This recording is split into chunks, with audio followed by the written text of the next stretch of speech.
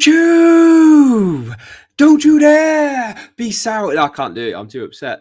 Yeah, this is a sad day to be talking about it because I'm still not over the events from Monday night. But thank you for joining us. We are going to be talking about New Day and the I guess the split. We've got to talk about New Day splitting up somewhat from Monday night. And I'm going to introduce my tag team partner straight in because I don't want to do this alone. So I'm going to bring in Sam straight away. How's it going? Sam is all of us. Sam is all of us. Well, he's that upset. He's just left straight away. He's left straight away, and now he's motioning, bring me back, bring me back in. Yeah, do you like that? See, I should have been an actor. You missed your calling. I know, yeah. And again, I turned 37 the other day, so I'm fairly sure I missed the boat on that one. But anyway, some of us do, some of us write. So there it is. Yeah, and I mean, as you can probably tell, like from my my promo skills, I can do that one New Day thing. That's it. I can't do anything. So you picked the right calling. You're like the opposite. You went that you chose wisely, like the Templar said to Indiana Jones. So, but yeah, wow, what a week. You go, and I'll try and cope. So what a lot of people probably don't know is I'm a huge New Day fan, and I've been a huge New Day fan for a long time. I can't sit here and pretend I've been, the biggest fan for the full 10 years, but I'd say for a very big chunk of that, I've loved what New Day have done. I love the fact that they took a gimmick that was supposed to be a bit of a death knell, really, and turned it into something that fans really gravitated towards during a time and period of WWE where tag team wrestling was really put on the back burner. Them and the Usos carried the flag for that particular division and put on some of the greatest tag team matches in recent history, at least in WWE as well. So, and they did it with unicorns and cereal and things like that. And it really shouldn't have got over at all. But the fact that we are sat here talking about them 10 years on from their debut as a team on television, I think is testament to the longevity. And if you want to read a little bit more about my thoughts and longevity, go across to WrestleSphere because there's a new feature that has just been put on there a few hours ago. My musings on why this could be a really good thing, and we'll talk about that tonight as well because there are some positives to take from it in terms of New Day and WWE as a whole as well, making very bold decisions. But what we're going to do is we'll start, I guess. And we'll throw some slides up as we always do. And I can see in the comments, Mark has been beavering away, putting hundreds of comments in about the latest news and rumors that are going on in wrestling. So we'll go through a couple of them quickly, and then we'll get on with the New Day stuff. But big thank you to our moderator, Mark, who is as diligent as always, who's kind of rounded up everything. So yeah, internally, Kofi and Woods are now heel. War Machine being billed as baby faces. They expect that Becky Lynch will sign the WWE deal offered because she featured on the Netflix party that they went to on the picture, which was quite interesting. The big news that I think has been confirmed: Jesse the Body Ventura is going to be commentating on Saturday night main event next week. Yeah, so he's going to be back on the commentary team for one night, which is really cool. That gives it a bit of authenticity. It's one word for it. Yeah. Oh, nice. Nice plug from Tom Talks Rubbish there in the comments. I like that, Tom. I like that. Yeah. And, he narcissistically asks, "Where's mine? Where's mine?" Well, funnily enough, we've got to give a big shout out to Tom, who has, obviously, you can see him in the comments, hit a big milestone today. He actually managed to hit 1,400 subscribers. So his channel is going from strength to strength. So big shout out to Tom. I believe our interview will be, as he says there, airing next week. So it's come about fairly quickly. But always good to have Tom in.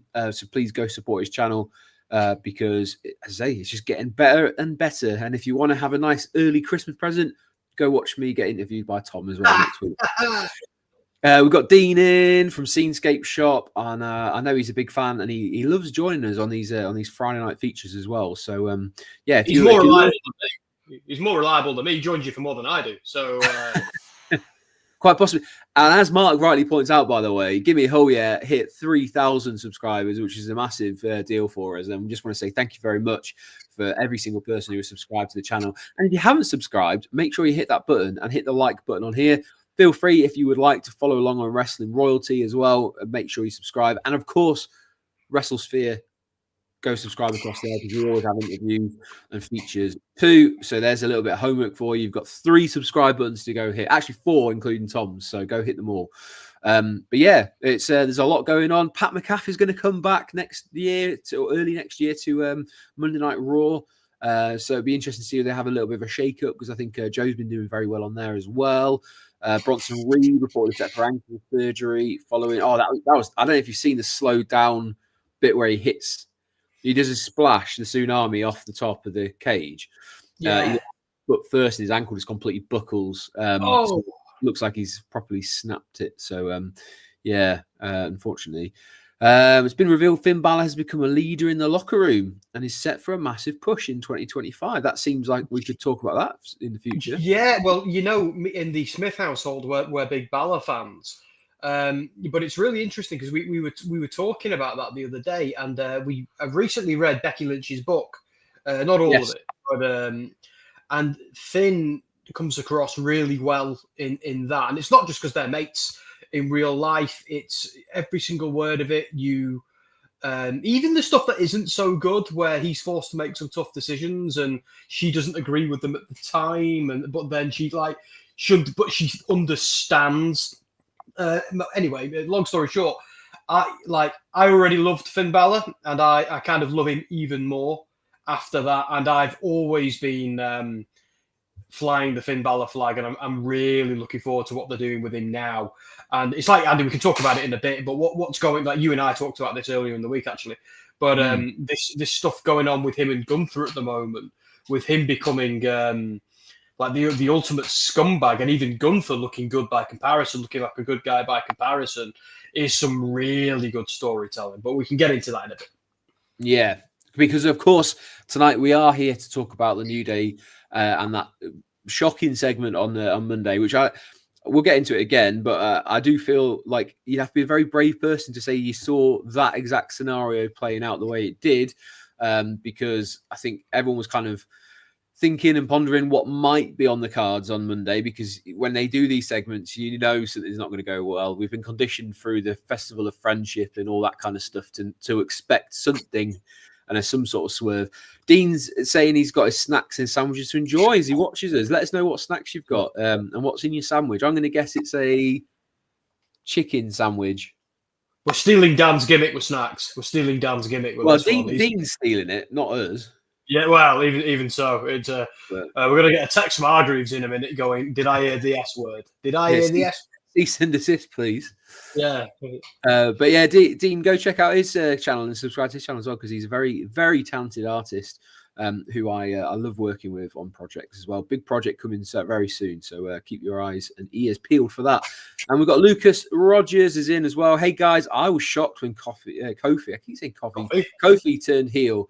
It's been a long time since we had a heel Kofi, but I'm all on board with a heel turn of Woods and Kofi. Let's see what happens next. We are going to be talking about what we think happens next. So let's move on. What happened on Monday? We're going to get, well, I'll round that up for you first.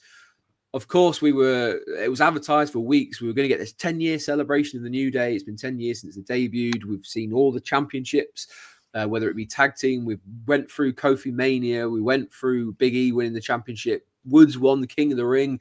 And in recent weeks, we've seen a little bit of a frustration boiling over between Kofi and Xavier Woods, purely because they're not where they want to be. Woods is, still got ambitions of being the best tag team. He wants to prove that, that they are still at the top, and they haven't sort of like fizzled out. They had a bit of a thing with Karrion Kross, which again, we'll maybe talk about Karrion Kross a little bit, as I know people are very into this Karrion Kross thing of like corruption and etc.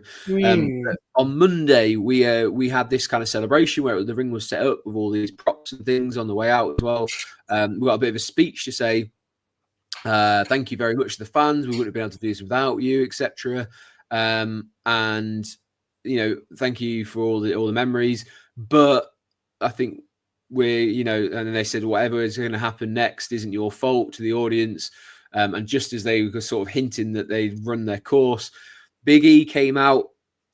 Big pop for Big E coming out. First time in ages being back on Raw properly, rather than his backstage or, he's been on panels a lot and things like that. But in terms of an actual character on screen, we haven't seen him in a long, long time. His injury is back in 2022, which doesn't feel like it feels crazy that that's over 2 years ago. It's close to 3 years now. So yeah, we then had a bit of a back and forward. Big E said he would become their manager. He'd be there week in, week out, because he wanted to make sure that they were staying together, and it meant a lot to them and a lot to other people. And if he had to come back and do that week in, week out, he would do it. To which Woods replied, Now you're going to do it as we were about to go over the edge. This is when you choose your moment to come back." And yeah, it was quite a shocking turn of events that both Woods and Kofi rounded on Big E and just kind of went in on him. And it's not nice to hear certain things. I think Big E is widely regarded as one of the nicest people in wrestling that you can ever speak to. Certainly from my point of view, he is. You see even people in like AEW, New Japan, TNA, he's very well respected and regarded. I think he's got friends all over, and obviously he's big friends with Brody Lee, and was kind of very affected by his passing. So he kind of one of those people who transcends promotions. And to hear him and his brothers get into it, and his, Woods and Kofi saying, you broke your neck, where have you been? Like all these other people like Stone Cold and Edge have been away, etc. And where have you been behind a desk and with your girlfriend, who happens to be me and sister? Which is very funny because there's a lot of social media stuff afterwards. And they effectively cast him out and said, "Go back to your desk. We don't want you. We don't need you." And that was the end, where they made a pact that this is now just Woods and Kofi moving forwards. And you saw that the very distraught Big E at the top of the ramp, basically looking back and realizing that he's lost his brothers. What were your initial thoughts on this segment, which lasted for about 17 minutes or so? See, well, I couldn't help just thinking about the future. I was like, well, where's it going to go? Where's it going to go? But it's like, because I personally thought we were building towards Kofi turning on Woods, and us having a heel Kofi Kingston versus a babyface Woods, and them spin the wheels with that all the way till WrestleMania. Now I'm a bit unsure. And I can't help thinking that if they're doing this, it might be building to a triple threat at WrestleMania, and that E is actually a little bit more healthy than he's leading us to believe. Again, I can't prove that. I've got no evidence to support it. Like, the guy broke his neck, but I can't help thinking, like, if the doctors have said to Big E, "Look, you're doing all right. This is what you're on track for," we could do a story where they cast you out, turn on each other, and then we have all three of the New Day fighting each other at Mania. See, that would get my attention. That would be interesting. But because without that, they can't this is wrestling. It's got to shake out in the ring, and it can't shake out in the ring with somebody who's on the shelf. So I have to ask the question: what's the point of two guys feuding with a guy who's not there? Although it could just be now they're a heel tag team, and we don't see any Big E for a while. And then it'll be what it'll be. Because again, whatever, something's building to Mania. It could be these two, or it could be them against someone else. Now, it does make them interesting again. I'll say that with the New Day, I've never been the biggest New Day fan, if I'm honest. I've been a big fan of all three of them as individuals, but the gimmick, like the power of positivity thing, didn't really do it for me. The word booty in bootios, like that, gave me the ick because they were bum holes. Just the whole thing about that gave me the ick, and still does. The pancakes thing gave me the ick. I've never understood the trombones in the uniforms. It's never really, the unicorns and twerking and I did get a kick out of Big E gyrating. I thought that was quite funny, particularly when he did it to taunt someone. That always popped me. But I've always loved all three of them. I enjoyed Kofi Mania. I accurately predicted it wasn't going to last very long. Big E, I was way behind that as him being the guy. I thought that was awesome. I wanted to see things like Big E versus Brock Lesnar, Big E versus Lashley, stuff like him versus some of the big guys. So, but I have to say that I'm a little bit disappointed that they've broken up the New Day, because that's the only reason you have friends in wrestling is so one of them can turn on the other and it leads to a wrestling match. Like that, it's the dawn of time, the dawn of wrestling. And I kind of wanted New Day to be the exception to that rule. I don't mind if they broke up, but I thought, wouldn't it be interesting if they're the ones who never do it? But then you've got to ask yourself, as a fan, from a booking point of view, then what's the point? Then what's the point? So, the segment itself, all three men did a superb job. I like that it was understated, and that they didn't just attack E and put him through a table and act like that. Like the word, but it was almost what they did was almost worse, because they cast him out. They bullied him. They made him the guy. We don't want to sit with you at the lunch table, and over something he's got no control about as well. So they were the mean kids in high school, and that's like going through a table, or what Kevin Owens did to Jericho. I can handle that stuff. That's wrestling. But the emotional abuse, or him being ordered out of the ring and to walk away on his own, was almost so much worse than if they just attacked him. Do you know what I mean?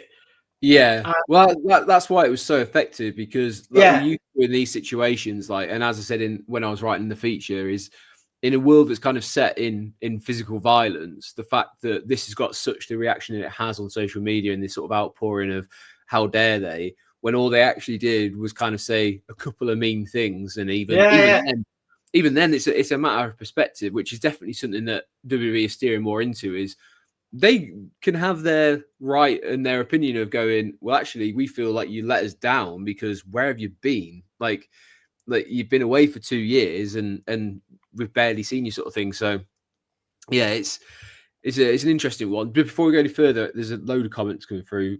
Dean clarified that his sandwich is cheese, savoury, and Pringles. Works for me. Yeah.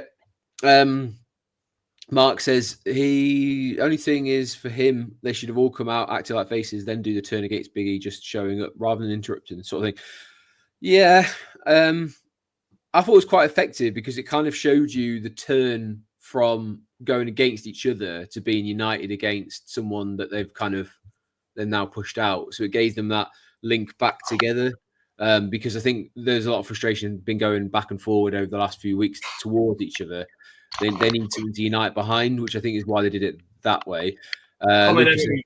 Nothing unites a common enemy. Exactly, so, yeah. Did anyone notice that Woods looks like Brad Maddox? Well, actually, if you go back and look at their debut 10 years ago, rather than it being that situation, it's a very similar outfit to what Woods wore when they first came out together as New Day. I think it's a callback to that rather than a different video.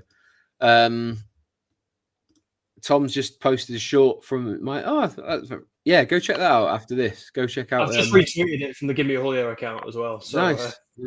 Observing stuff. Nice to see you win. Is that a Tesseract in the picture? It could be. Heel, Kofi, and Woods is interesting. Tired of them getting picked on and losing, and it was completely unexpected.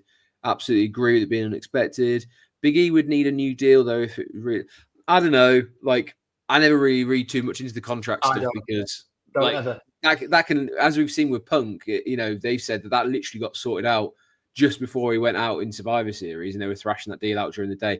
I think with Big E, there's an understanding that if he were to go back, I think if you ever listen to their podcast they used to do when they did the podcast together, he always said and made a joke that he's loyal to the soil and it's always about WWE, and he's never kind of wanted to go elsewhere because it's just not the kind of stuff he's into. That's where that whole big meaty men slapping meat came from, is that's his kind of wrestling, and he can be that kind of cartoony version. So I don't think it's an issue of him going elsewhere. I think it's just a case of, will he ever get medically signed off? That will be the bigger thing. Big E did do very well solo. I think he was a popular champion. I think, again, his time was probably ended far too quickly, really, in the grand scheme of things. And I wish he'd had a little bit longer.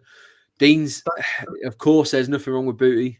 I don't know. Don't get me wrong. I don't. Sorry, guys. I don't. I've got no problem with that. It's the whole. I don't like the word. The word gives me the ick.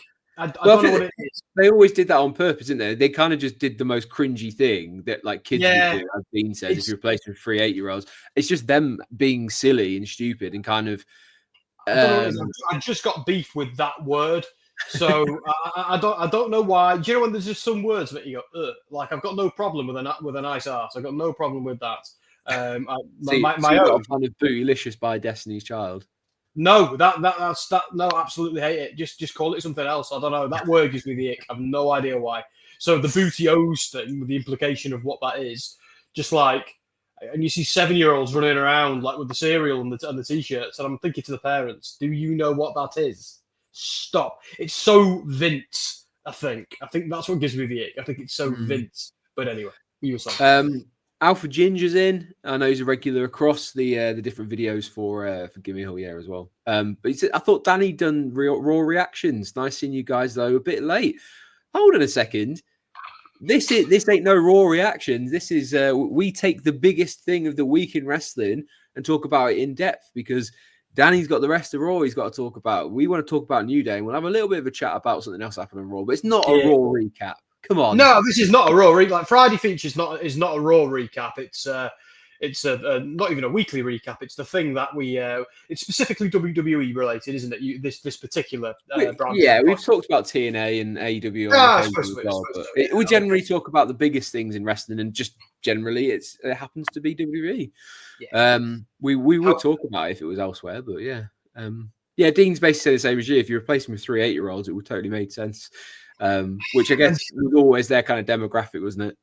Well, if that's the thing, I suppose so. But I think for me, like, I kind of agree with that. It was a little bit like playgroundy.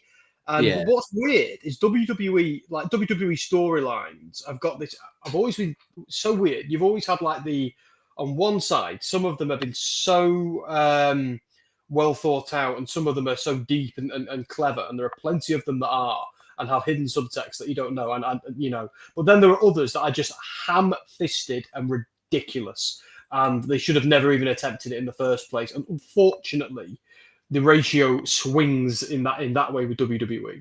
But with in recent times, it hasn't been like that. Like, yes, you have the occasional ridiculous backstage segment where grown adults speak to each other like 8-year-olds, as you say. Like, do you know what I'm sick of hearing?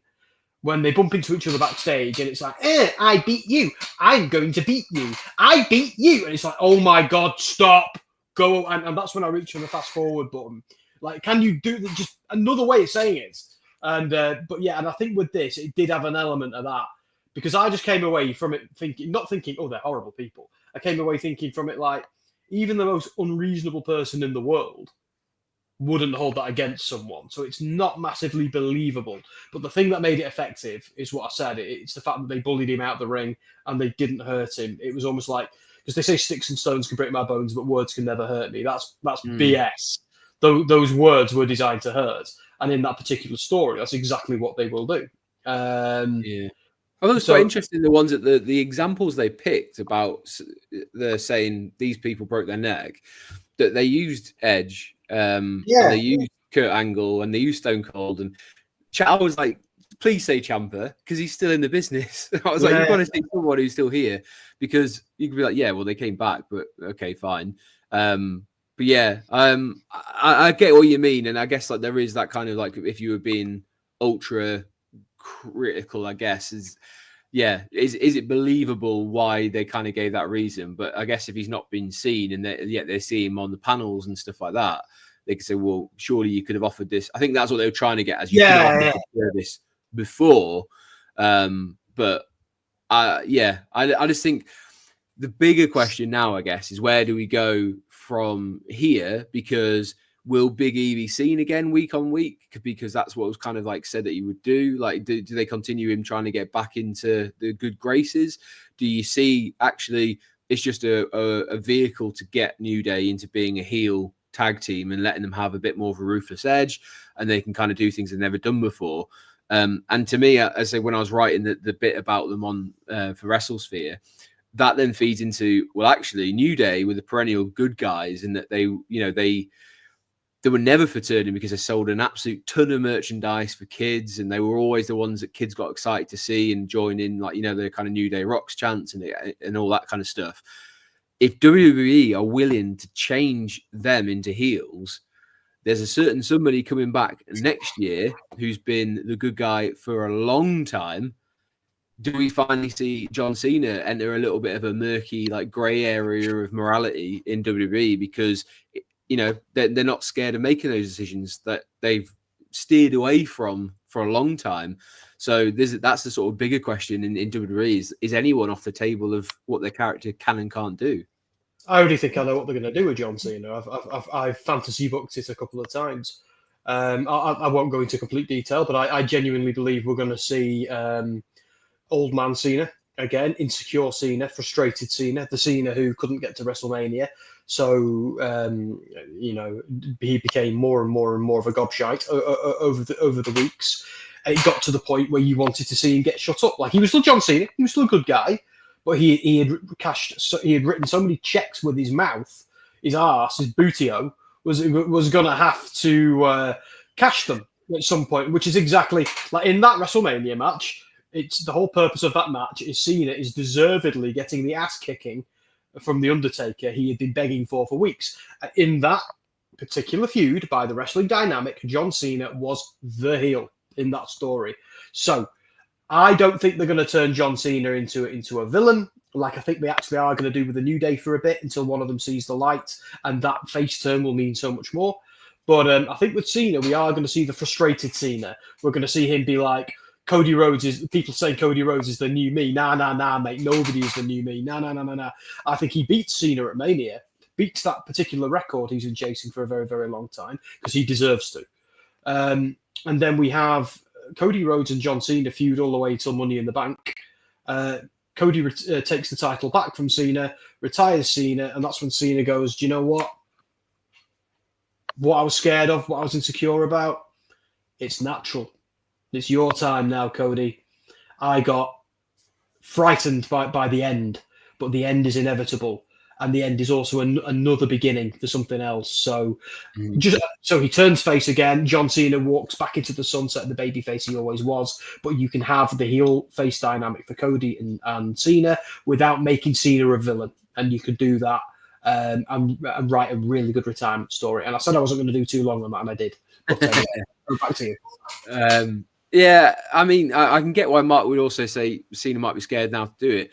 He could be, but I'd also argue that he's got nothing to lose now because either way, he's kind of called his shot and he's going to be gone. So it's whether he wants a chance to do something a little bit different, and also with him being acting, he probably wants to diversify his portfolio somewhat. So if he can, rather than be John Cena that we've always seen him as a little bit different, it might open a couple of extra doors for him. So I don't see that as an issue in terms of him being a bit scared of it. I think if anything, he'd probably be more willing to embrace it while he's got the chance to do it. They've often compared when John Cena applied for his Peacemaker role and was auditioning. He was told by the director or one of the producers, "You are basically, you are a douchey Captain America." And Cena went into that thinking, right, I'm Captain America, who's a douche, and that's a great way of looking at it. So that's what he portrayed. Now, Captain America is exactly. Come in, Jess. It's all right. Captain America is someone. She's bringing me a cup of tea. Thank you. Has been compared to, and Cena have been compared to Cap many times throughout his career. So I think when it comes to WWE, it's time for Cena to be Peacemaker, not Captain America. And it just writes itself, and I think it's going to work really well. But that again, Peacemaker versus Homelander. No, good. Well, Homelander's on another level to Peacemaker. No, as in Cody Rhodes Homelander. As in, can we get? Peacemaker? Well, that's what I think. Like, should they ever turn Cody heel, which they will one day because he's great at being a heel, Homelander is superb inspiration for him. And I think the difference between Peacemaker and Homelander is Peacemaker knows what he is, where Homelander is just Homelander is irredeemable, completely Yeah. irredeemable. I think that's the difference. So yeah, it'll be interesting to see if New Day can ever be irredeemable. I'm sure that in the future, as you say, when they do go back to being faces and whenever that may be, that it'll also get a spectacular reaction. And who knows, it could be another 10 years from now. I don't think it'll be that long, but you know what I mean? Is like that they just have that longevity, and they've always done it by knowing when the time to change a little bit is. And this time it's a very stark change. But they knew now was the time to move away and do something completely different and get back to being relative again. Sorry, just hiccups. Anyway, they're the worst. We are going to round things off a little bit. I'll put this very sad picture on, by the way. Just of Biggie like walking off. It would be sadder if it didn't have the flipping stupid cartoon characters in front of him. Do you know what I mean? I think it makes it even worse because it's like very sad with all this like kind of background of like, the really obnoxiously over the top cartoons. I suppose so. Yeah. But yeah, there was another, and it was actually the opening of Raw, which I just wanted to kind of quickly cover because this is a good 25 minutes or so. I think it was from start of Raw. And something that I think a lot of wrestling fans have been waiting for, especially WWE fans, this sort of flow to Raw, whereas in the past it's been very punctuated of this story goes here, and this story goes here, and never shall the other ones meet. Instead, what we actually saw was an opening that went on for 25 minutes or so, and then threaded through all the way through to the main event, which is something we used to get during the Attitude Era, where we get that opening and then on to the end. But instead, what we saw was CM Punk coming out and basically saying, I'm moving on. I've got things I need to do and I want to kind of crack on. And just as he was kind of going to spell that off, instead, we got a showdown with Seth Rollins. And this was quickly kind of, I don't know, how would you kind of rate this promo that the two had compared to the ones that they were getting when Drew McIntyre was in the mix as well? So I'm going to have to swear now because I have to give you my reaction to when Rollins' music hit, which was, oh shit! That's what it was. Because it was like, yeah, Punk's doing a promo. It's a Punk promo. So like even like Punk on his worst days is most people's best promo. Like there's no getting away from that. And like Punk and Rollins is the money match right now. Like it doesn't even need to be about a belt at WrestleMania. I actually hope it isn't. I suspect it will be, but I actually hope it isn't. It was just great, and like I love the idea that Seth said, right, okay, I've taken care of this business. I'm back now. The whole Bronson Reed thing, yeah, that's all resolved. I didn't forget about you, and that is the vibe. And I what's great about that as well is it's long-term booking. Like they haven't just moved on and forgot about it. WWE are doing a really good job at the moment of acknowledging the things that they told us 6 months ago were a massive deal, and now they're doing something else. And in the past, they've made us just be like, no, forget that. Where they're not doing that now. They did something similar with Io and Bayley, with Nia Jax pointing out their recent feud. But this is good because like these two, it isn't just a feud. This is a long blood, as Dusty Rhodes would say. And I don't really want them to blow off right now. I want them to be kept away from each other. I want things to keep getting in the way of these two, and then we have to deal with other things before they actually meet at high noon at WrestleMania. That's what this needs to be. And it's what's amazing about this story as well is I still don't know. Well, I'm Team Rollins. But if I'm being honest with myself, I don't really know who the bad guy is here because both of them have done things they shouldn't be proud of. Neither of them are perfect people. And I like how WWE is really leaning into that. And I actually hope they don't do a babyface heel dynamic with that. I hope they kind of go down the Avengers Civil War route. And it's like, okay, we like all these guys, but who are you siding with? Who's got the moral high ground? Who... like Godzilla, King Kong, neither of them are villains, but you got to pick a side. So I kind of hope they go down that road with this. And what you were saying about the integrated storytelling, yeah, I love that. I love at the moment because like one thing I hated about WWE for so long is exactly that. There's the siloed storytelling. That person's dealing with that person, that person's dealing with, and it hardly ever. There was a beautiful time before it went rubbish where they were doing that quite nicely. For example, you had like Samoa Joe, Strowman, Bray Wyatt, Brock Lesnar, Rollins, Roman Reigns, all in the mix, Balor, all in the mix at the same time at one point, and that was great. But now they're doing it really cleverly. Like, and AEW were very good at this when they started. Everything kind of impacting everything else. But then they've become very regimented and segmented. Where WWE are letting people like cross. There are interviews. You don't have to just be feuding with one person. You can be feuding with multiple people. One is immediate. One is a bit more long term. So to answer your question, you got a Sam response. Of course you did. But to answer your question, I loved it. I loved everything with Sami. I loved everything with Jay as well. I love how the match between Sami and Rollins was so really uncomfortable because we like both these guys. We've all been Rollins. We've all been frustrated by something and angry, and that nobody else kind of gets it. Like it happened to me with the CM Punk thing. I was really morally frustrated and let down by him, and I felt like the rest of the world just couldn't get their heads around it, and it did my head in for weeks. And I feel like Rollins is doing a great job of being that guy right now. It's like, can't you see what I can see? Yeah. I love it. Yeah, and for ages, if not years, the only person who seemed to have that ability was Kevin Owens, and now everyone have gained a long-term memory, like they've woken up for some weird Sleeping Beauty spell, and all of a sudden they can all remember things that happened 3 years ago. But to be honest, I don't really have as much of an issue as Mark seems to have about the brawl that they had, because I kind of felt it was a bit like rough around the edges of what it should be. I think, I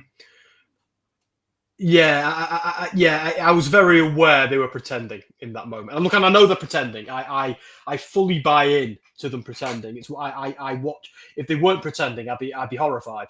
But let me buy in, guys. It's like when. But how many times do you see that thing where it sometimes happens halfway through a match, sometimes it happens in build-up to matches where it's that hockey punch thing where they both kind of just trade.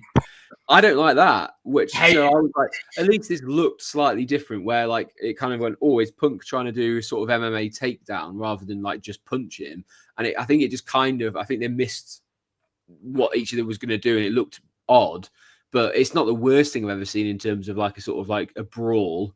But yeah, I thoroughly enjoyed it. I thought it was great. I thought then kind of adding in later on that Jay Uso got taken out backstage and Sami was kind of questioning it, and got into a little bit of a thing on Twitter where someone was kind of questioning why Sami would have got involved with Roman Reigns again. And like this is the whole thing that WWE is doing now, is like each person has their own motivations, which are very nuanced, and they kind of have their reasoning behind it. And sometimes you won't agree, which is the same in real life. Sometimes you don't agree with what people do.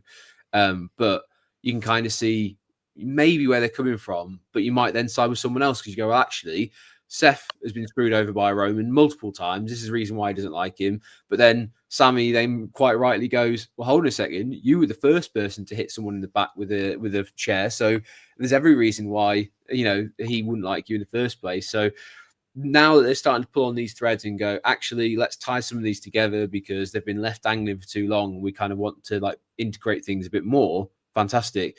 So, it was interesting, as you say, this dynamic of Sami and Seth, who have made big thing about respecting each other and liking each other, having a match.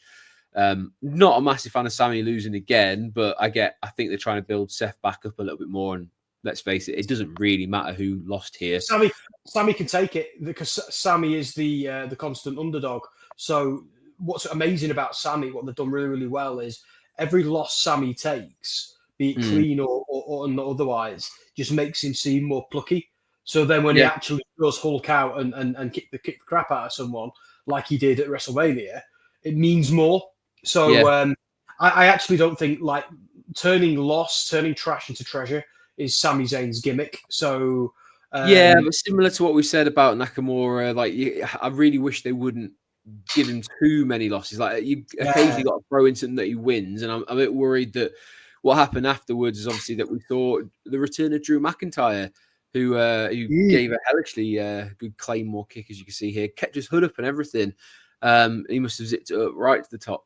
But presumably he was the one who attacked Jey Uso, so we're still seeing this sort of Drew McIntyre who's pretty pissed off with the world because of they forgot, he feels like the world's forgotten that Sami and Jey have made some pretty bad choices over the years, and they should still have to pay for their decisions. So again, nuance and perspective. It depends on who you want to kind of side with on here and whose side you see it from. But we've got Drew McIntyre back as well, which was a nice sort of bow tie on. There's a lot going on this sort of main event / not main event, because Gunther should be the main event. So there's a lot happening. It's very interesting. The Gunther story is great, and even the Gunther story ties into go away Siri. Ties into all of this. It's everything's kind of interconnected as well. And what's great about McIntyre is that they kind of abandoned it with AJ. I think AJ's a face again, but McIntyre is still justified even after everything, even after all the CM Punk stuff. Yeah, he's yes, he was an arse for saying I prayed for you to get injured. Yeah, that was like a heel being a heel. But for weeks and weeks and weeks while he was turning heel, McIntyre was completely right and completely justified. There's another example of this. He's going on AEW right now with MJF. MJF got a promo the other day, and it was meant to be a heel promo. And I was like, hang on a minute. He didn't say a thing wrong there. Everything he said was factual. But with McIntyre is still annoyed from Clash at the Castle. The first Clash at the Castle, not even the second one. And I agree with him. I was in the building. He got screwed. And it was the only one who hasn't really made up for what he's done yet and shown real contrition is Roman. Now, they've got to be careful how they do that. Now, Sami, Jey, and Jimmy have, absolutely, where Solo's double down and become an even bigger monster. So they've got to be careful how they handle Roman Reigns, I think, here. But it's like you were saying with Sami Zayn, it's obvious to me why Sami Zayn came to the Bloodline's defense here. He's seen what the Bloodline is at their worst. He knows they don't have to be that. He knows they can be something more. And but also, he's constantly, and this is what I said on Twitter, is like he will perennially look for the good in people. That is what we've been told that Sami Zayn's character is that he will always look for the good in people, whether it have been Kevin Owens in the past, where how many times has Kevin Owens attacked him and he's gone back to him and been his friend and stuff like that. And this is and everyone knows that person in real life. There's always someone who you go, how many times are you going to get screwed over before you wake up? This person is not good for you. And we all think the same. It's like, well, Roman was abusive. He gaslit you for ages. Yet he gives you one nod and you went running because you're like, oh, he's changed. And we've known that guy, we've known that girl where you go, that's not a healthy relationship. But until you realize that not everyone is good, that you'll never change. And that only you can kind of see that. We've also always had that mate who's held a grudge over something and you go, maybe it's time to let it go, but it means more to them because they were the one that got screwed over. So they're really trying with characters to steep them in a bit more reality and kind of give them more of a motivation and go, you good, I'm bad, or vice versa, and kind of and crack on. Like there's grey in this world now, which I think is such a beautiful thing. I've seen there's a couple of comments. Dean says, I want to see CM Punk do a spinny kick hair flip movie showcasing the UFC. Less said about the UFC stuff. Better news now, Tammy Linlin. Yeah, Seth was the one who screwed over everyone in the Shield to begin with. Yeah. But even then, he's made up for it because everyone always goes after Rollins for that. Does anybody remember the bloody? Hopefully not, because we've all had therapy and mind bleach to get rid of it. But the eye for an eye thing. After that, I remember thinking, how are they ever going to have a babyface Seth Rollins ever again after this? Seriously, and even now I struggle with it. But with the Sami and Roman thing, I think what's great about that is, I think one thing people don't see is it is reciprocated. Roman does love Sami. He's just stubborn, and he's just always he's struggling to go back to being that good guy. But I think Roman struggles to say sorry and admit he's wrong as a character. But I think there was tangible relief with Roman Reigns when he could kind of reunite with the Usos and Sami. I think that the character wanted nothing more than that, but didn't know how to ask for it. That's how I've always interpreted it. And to be honest, we saw a lot of that payoff in the in last week in War Games as well, where they had the moments of like begrudging handshakes or an embrace, and that's the stuff that you kind of like. You don't need to have these big promos that spell it out like implicitly. Just give us a little bit of subtlety is kind of is a big thing in wrestling, and just kind of that extra nod or the pat on the back that Sami Zayn has craved his entire life. He gets that payoff, and it doesn't have to be, as I say, like a big moment, but it's enough to notice. Chris, I did see a comment, Dakota Kai. I mean, it's a great comment because I would talk about Dakota Kai all the time. It's just completely out of context. Dakota Kai, I really hope she goes far in the tournament to win the IC on Raw, isn't it? The new women's IC title. I feel like I've not been paying attention because I don't feel like they've put it front and center enough. I feel like they've set them on the same one as the men. So the IC is on Raw and the US one's on SmackDown. I'm pretty sure anyway. But yeah, I'd happily see Dakota Kai win her first individual championship as well, and it's good to see her back in a WWE ring. That's gonna be enough for us tonight, though. So we'd like to, on the Friday night feature, we will always talk about one of the biggest things going on in wrestling at the moment. We've talked about a couple tonight. We've talked about the New Day and their split. We've also been talking about that. I don't even know how many sides it's got. I couldn't tell you what shape it is at this point. Sorry, news now. Sammy says, no, the point I was getting at is that Seth Rollins has no place to talk about why Roman Reigns has done when he's done. Yeah, I get that completely. Yeah. Sorry, I probably just didn't say it properly, but I completely get your point. But thank you very much for your comments tonight. And as always, thank you very much for joining us. As we said at the top of the show, if you haven't clicked subscribe, make sure you click subscribe on Give Me a Whole Yeah, Wrestling Royalty, Tom Talks, Rubbish, Scenescape Shop, WrestleSphere. We've been talking about all those good channels. There's loads of content to be had, and I appreciate YouTube is full of content. But if you appreciate our content, please make sure you hit that subscribe button. You'll hear us go live that way, and hit the notification bell. Give us a thumbs up, all that good stuff. But it's an NXT weekend, so if you are gonna watch Deadline, I think it's called, isn't it? Deadline, yeah, which always has what I think is one of the most impressive new stipulations that they've brought out in a long time in that match, in the Iron Survivor match. So if you're checking that out, I hope you enjoy it. I hope it goes very well. I'll definitely be watching it because NXT, as always, is one of my favorites. There's a lot of wrestling coming up. We've got Saturday Night Main Event coming up soon as well, which I believe Dan is currently mulling over, maybe covering live as well. So watch your space, hit the notification bell. You'll know whether we go live with that one or not. But for now, just want to say thank you very much for you guys joining us. And thank you very much for Sam. He's been Sam. I've been Andy. This has been Wrestling Royalty. This has been Give Me a Whole Yeah. Have a great weekend, guys. See you later.